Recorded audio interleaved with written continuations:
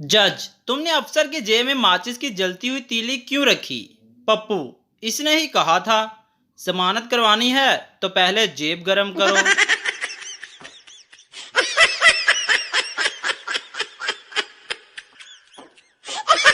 मियाँ बीवी किसी पार्टी से वापस आ रहे थे। अचानक बीवी चिल्लाई, सामने दीवार है, गाड़ी रोको, सामने दीवार है, गाड़ी रोको। गाड़ी दीवार से जा टकराई।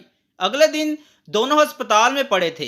बीवी ने पूछा, जब मैं इतनी देर से आवाजें दे रही थी कि सामने दीवार है तो फिर सुना क्यों नहीं और गाड़ी क्यों नहीं रोकी? शोहर ने किराते हुए गुस्से से जवाब दिया, कार तू चला रही सी, मैं नहीं, पागल औरत।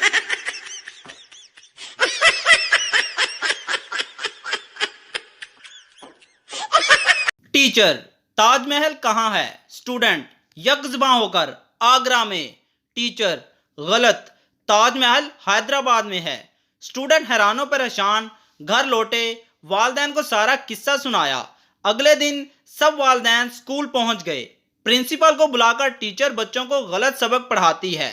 प्रिंसिपल, पहली बात तो ये कि आपके बच्चों की जनवरी फरवरी की फीसें रहती हैं और फीस जमा ना होने तक ताजमहल हैदराबाद में ही रहेगा।